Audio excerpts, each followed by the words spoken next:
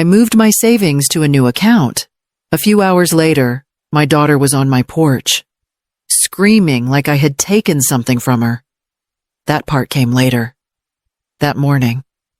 The decision felt almost too quiet to matter. I stood at the kitchen counter, rinsing a mug I hadn't finished, listening to the house settle the way it always did after dawn. No arguments, no raised voices. Just a choice I had been circling for weeks and finally stepped into. My name is Maribel Rowan. I am 63. I did not wake up planning to cut anyone off. I did not rehearse explanations in my head. I simply got dressed, grabbed my purse, and drove to the credit union I had been using since before my daughter was born. The teller recognized me. She always did.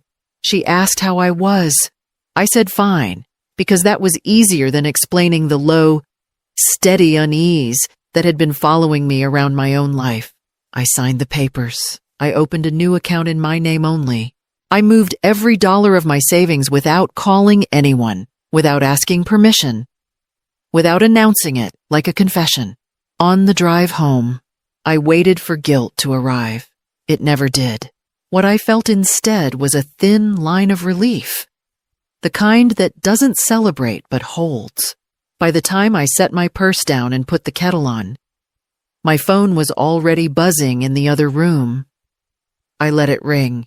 I had spent a long time telling myself that keeping the peace meant staying quiet. That morning, I stayed quiet for a different reason, and that difference mattered more than I understood yet. Alyssa didn't move closer all at once. It started with excuses that sounded reasonable. "I'm just tired of driving back and forth," she said one afternoon, dropping her bag by the door like she belonged there already. "It'd be easier if I stayed nearby. I worry about you." I remember smiling. Worry felt like love back then, at first. The help was small, too small to argue with. "Let me pay the electric bill online," she said, taking my laptop before I answered. "It's faster. I've always mailed it," I said. She laughed. Light and easy. "Mom, nobody does that anymore." Then it became routine. She asked questions while we ate. "How much do you usually keep in checking enough? That's not a number." I gave one. She nodded like she was filing it away. A week later, she brought it up again. "You should consolidate things. It's cleaner. Less stress for you." "I'm not stressed," I said. "You don't have to be to need help." That was the first time the word need slipped in. Soon. My mail stopped landing on the table unopened. Alyssa sorted it before I saw it. I already took care of that. She'd say, "You didn't ask. I didn't think you'd want to deal with it." She framed everything as a favor. If I hesitated, she'd sigh. "I'm trying to make things easier for you. You raised me to take responsibility." Responsibility sounded noble. It sounded like I should be grateful. When I asked for my bank statements, she frowned. "Why do you want those? Nothing's wrong." "I just like to look." She leaned back in her chair. "Mom, you trust me." Right, I said yes because the alternative felt heavier than the truth. The shift didn't come with shouting or threats. It came with convenience. With her standing between me and things I used to manage myself. One evening, I reached for my debit card and didn't find it where I kept it. "It's in my wallet," she said. "Too quickly. You keep misplacing it." I laughed, because she did. "I'm just helping," she added. "You've done enough." That was when helping stopped sounding temporary. It started sounding permanent.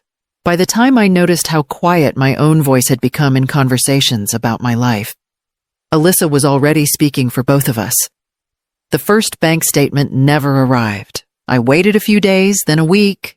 "Did you see the mail from the credit union?" I asked one morning. Alyssa didn't look up from her phone. "I switched everything to paperless. It's safer. I didn't ask you to do that. You would have forgotten to log in anyway." She said it casually, like a joke we were both supposed to share. I smiled because correcting her felt petty. After that, the jokes came easier. "You're old school." "Mom, You're not great with numbers. Don't stress yourself out. Each time. Her voice stayed light. Each time, something in me tightened. One afternoon, I mentioned wanting to buy a new coat. You don't need one.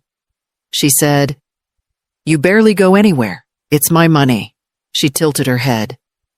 I'm just saying we should be practical. The word slipped in where I used to be. When I asked about balances, she answered with summaries. Never details. You're fine. Everything's covered. You've got plenty.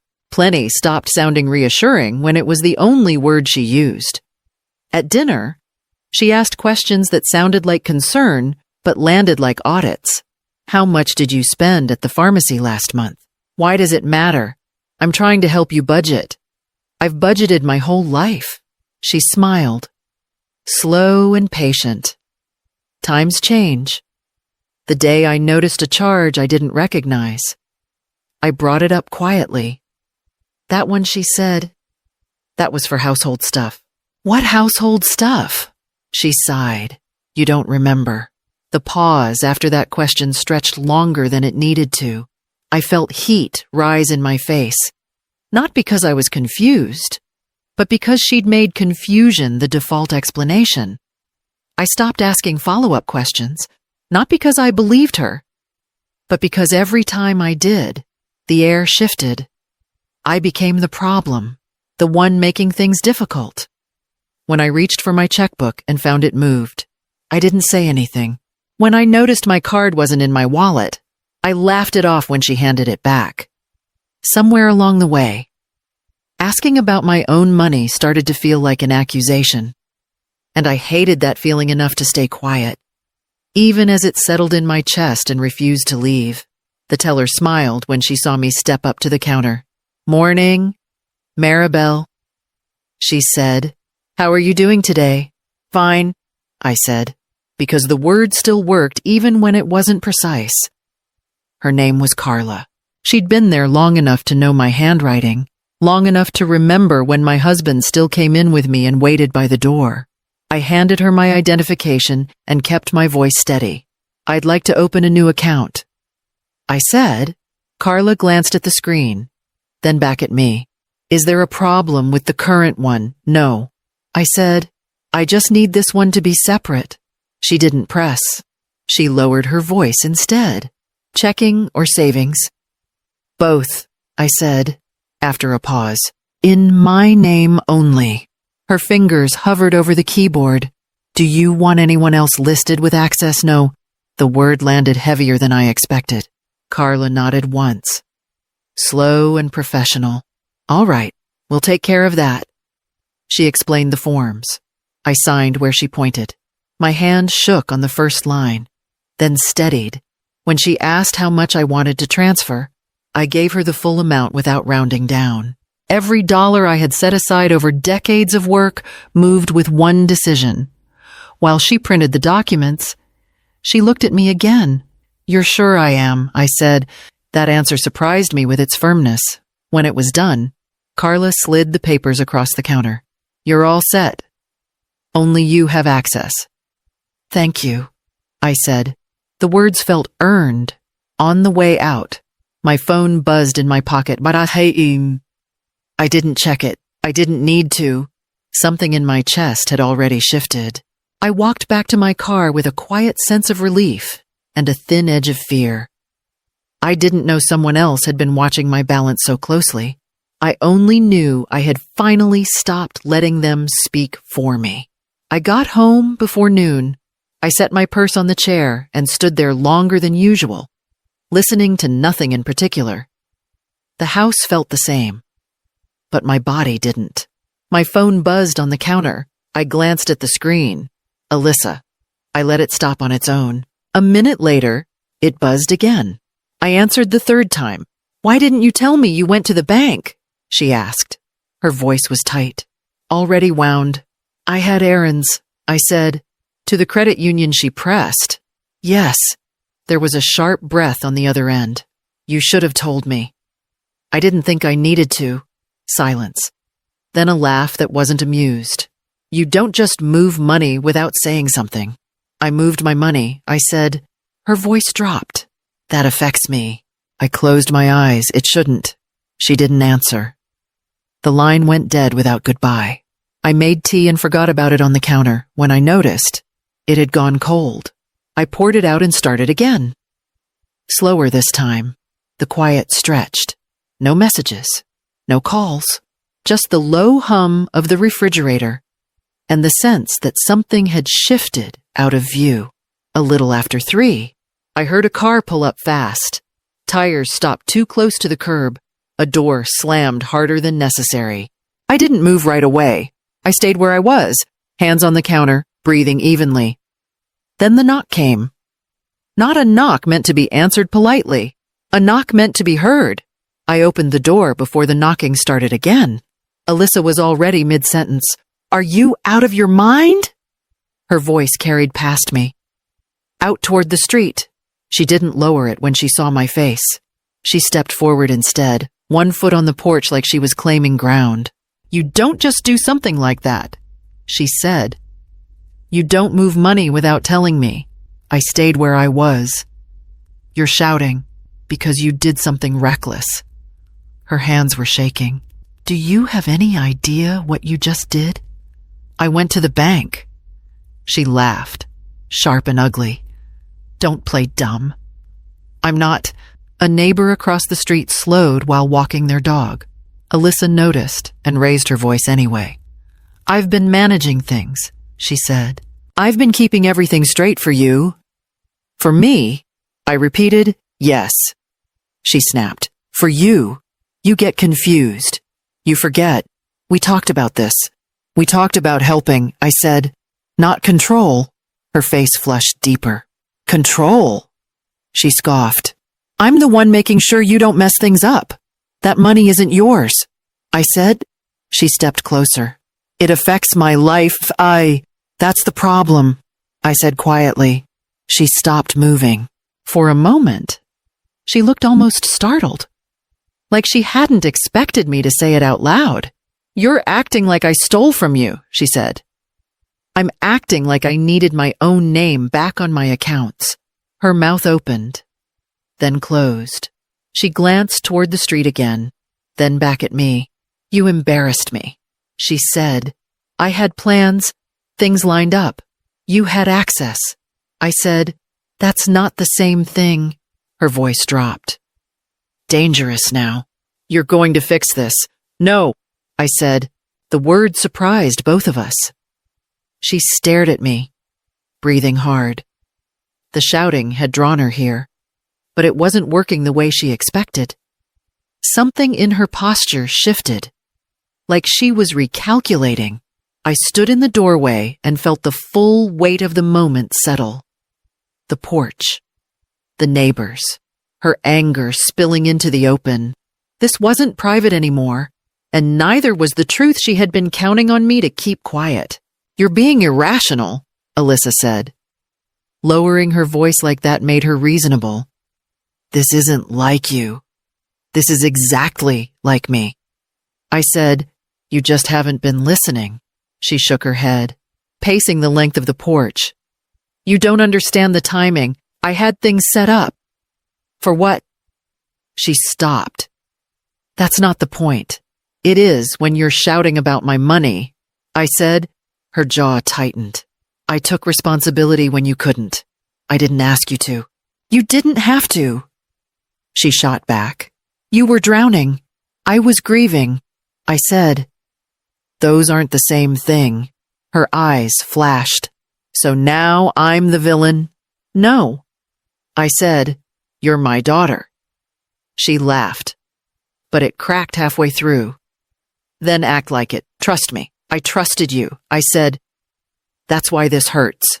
She crossed her arms, defensive. I gave up opportunities to be here. You chose to be here. For you, she insisted. I organized your bills. I made sure there was enough every month. I protected you. By deciding what I could spend, I said. She stepped closer again. You make bad decisions when you're emotional. I buried my husband. I said. I didn't lose my mind. Her breath hitched. The anger wavered. just enough to show something else underneath. You don't see how hard this has been for me, she said. I was holding everything together by holding it all. I said. She looked away, then back. I needed stability. And you took mine. I said. Her voice rose again. Sharper now. You're rewriting things. You agreed to this. I agreed to help. I said. I didn't agree to disappear. She stared at me like I'd spoken another language. You're pushing me out, she said. I'm stepping back in. I said. Her hands curled into fists at her sides. You're going to regret this. I already regret waiting. I said. The words hung between us. Heavy and final. Alyssa searched my face for something to grab onto, some hesitation she could use. She didn't find it. For the first time since she arrived, her anger stalled. What replaced it wasn't remorse. It was fear. The shouting burned itself out. What stayed behind was heavier. Alyssa stood very still, like she was waiting for me to back down. I didn't. I didn't do this to hurt you, I said. I did it because I needed to breathe again. She let out a short laugh. You're being dramatic. I'm being honest. She opened her mouth, then closed it. You could have talked to me first. I tried. I said, every time I asked about my own accounts, you told me I was confused. That's not what I meant. It's what I heard. I said, over and over. She looked past me, into the house. You're throwing everything away over feelings. I moved it because I realized I was afraid of my own daughter. The words didn't shake when I said them. They landed between us and stayed there. Her face tightened. That's not fair. It's true, I said. I started measuring my words. I stopped asking questions. I felt embarrassed, needing permission to use money I worked for. I was trying to keep things stable. She said, for you, I said, not for me. She swallowed. You don't understand how much pressure I was under. I understand pressure. I said, I lived with it quietly so you wouldn't have to. Her voice dropped. So that's it. You just shut me out. I protected myself. I said, there's a difference. She shook her head slowly. You don't trust me. I trusted you with everything. I said, that's why this went as far as it did. The porch felt smaller, like the truth had taken up space. Alyssa's eyes moved. Restless. Searching for a way to turn this back into an argument she could win. You didn't have to move all of it, she said.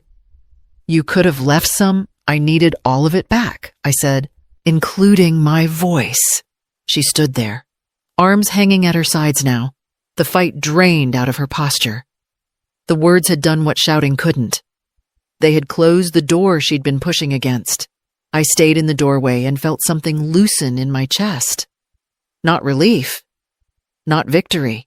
Just the quiet release that comes when you finally say the thing you've been swallowing for too long.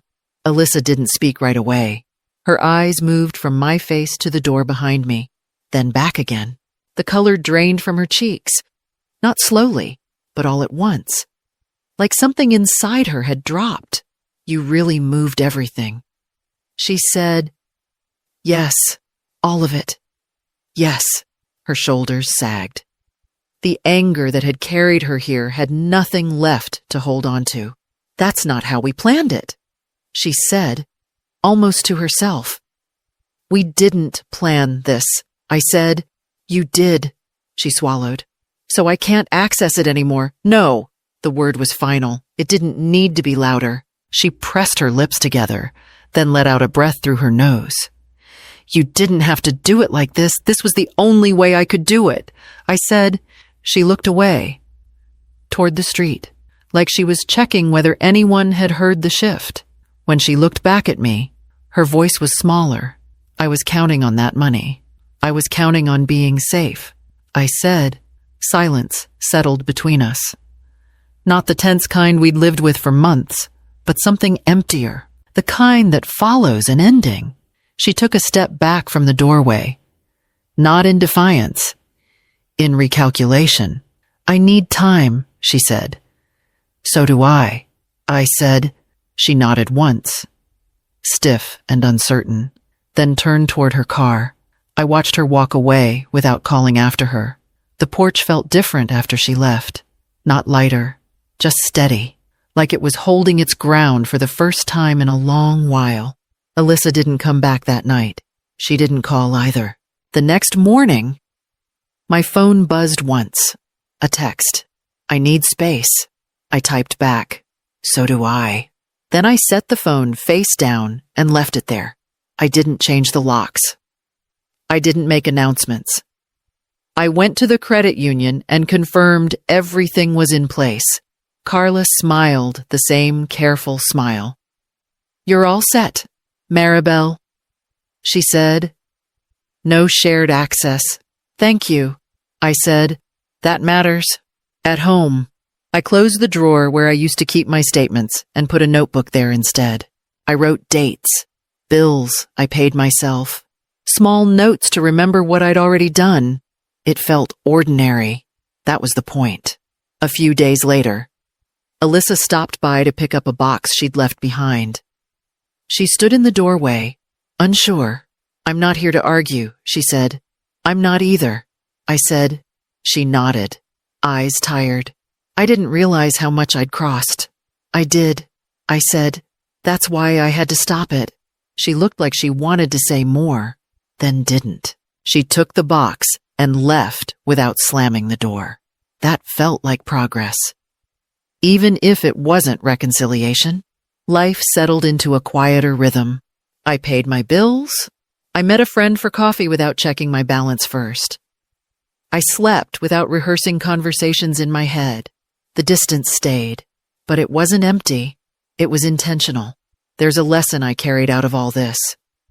One I wish I'd learned earlier. Love doesn't require surrendering your voice. Help should never come with conditions you're afraid to name. And boundaries aren't punishments. They're how you stay whole. I didn't move my savings to teach my daughter a lesson. I moved them to remember who I was before I started asking permission to exist comfortably in my own life. If this story resonated with you, take a moment to like the video, share it with someone who might need it, and subscribe for more stories about boundaries, dignity, and quiet strength. Your support keeps these conversations going. I didn't lose my family that day. I found my footing again, and that was something I wasn't willing to give back.